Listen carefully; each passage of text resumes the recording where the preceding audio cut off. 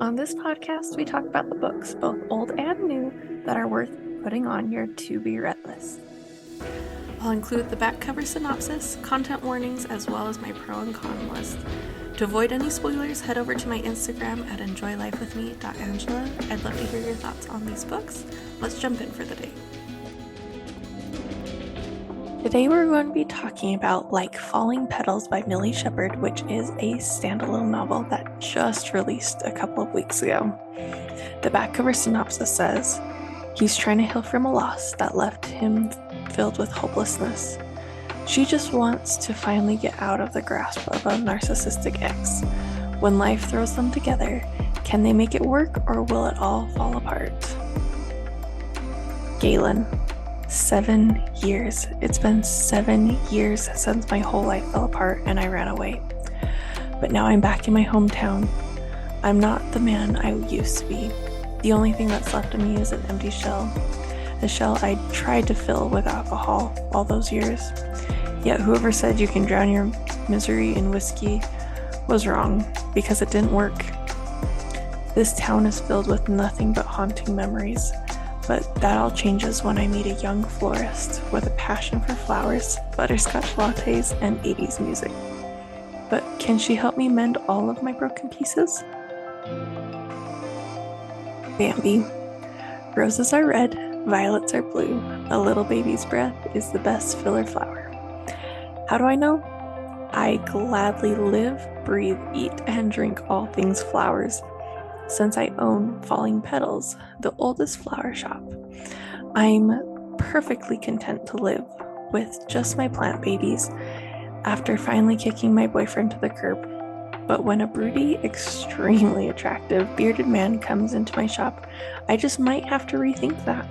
I mean, how can I not when he actually listens to me ramble about flowers, brings me custard-filled donuts, and looks way too good in a backwards hat?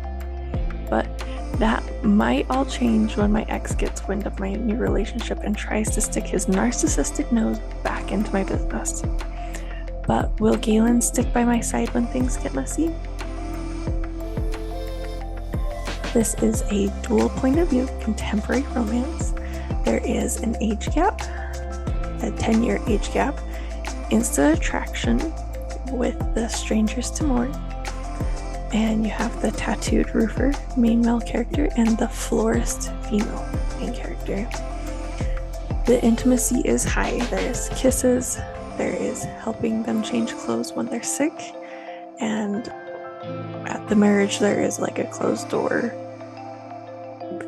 I'm not even going to say fade to black, but there's a closed door moment. Language was mild, there was twice. And as far as violence, it is, I'm going to say moderate because it's on page domestic abuse, but it wasn't gory or graphic or anything like that. But it definitely, happened on page. So as far as potential triggers, there is the physical and mental abuse, the narcissistic behavior, alcoholism, past familial losses, and past preterm birth and NICU. Child loss. So as the con, I'm just going to say that there were a few parts that were a bit quick, not glossed over, but like they just happened quickly.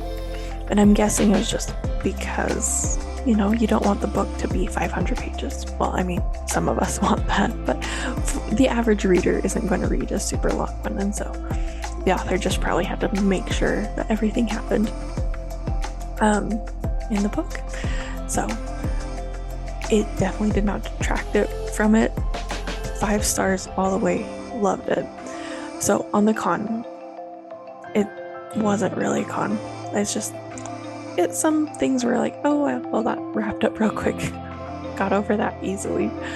But on the pro side, the content warnings at the beginning and the acknowledgments at the end, they were just really raw and real, and I loved how vulnerable she was in writing this one.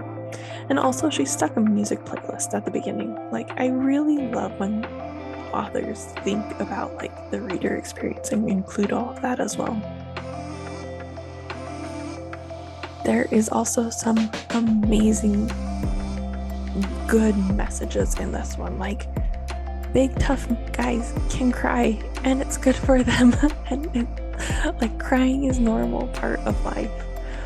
Or when she says, he likely has an explanation and I want to hear it before I jump to conclusions. That is good adult healthy relationships right there. And also the one I loved seeing, like when I saw it, I was like, yes, because it's in her other books as well. It's just like the gentlemanly manners are hot.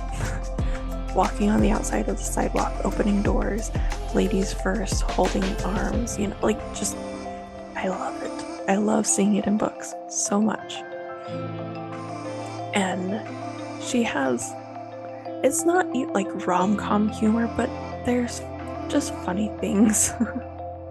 Where she says, like, I love kids and I want several of my own one day, yet they are gross little boogers.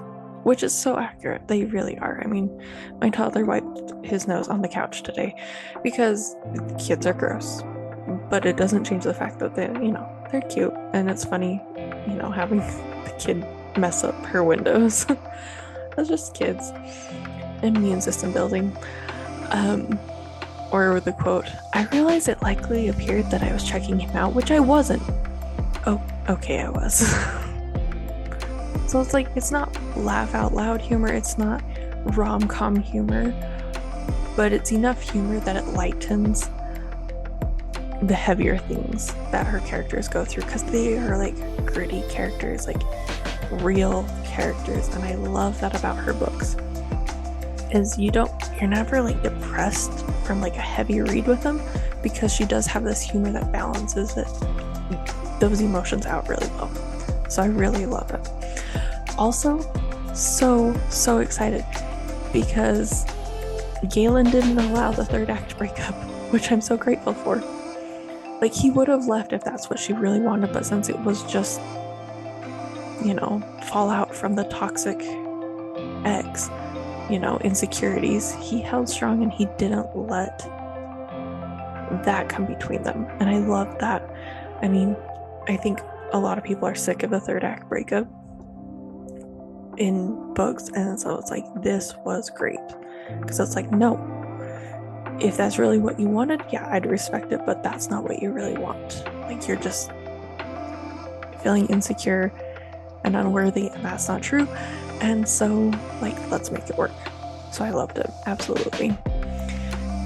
Plus, probably my favorite part was that the engagement and the wedding were part of the book, and so the epilogue was their like happily ever after.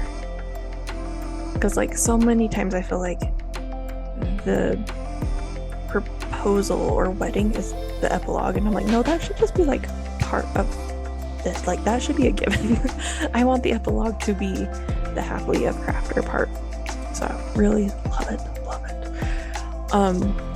Honestly, guys, Millie is one of my favorite authors, and this one is my favorite book of hers so far. I thought that with the last book and then the book before that, but it's like every time she comes out with a new book, I'm like, this one is the best. And then I think it again, but really, this one is the best. It's her new release. Go grab it. It's called Like Falling Petals. You won't regret it. Read it. Tell me what you think. You can find me on social media. I will have all of the clickable links in the show notes. And as always, guys, happy reading.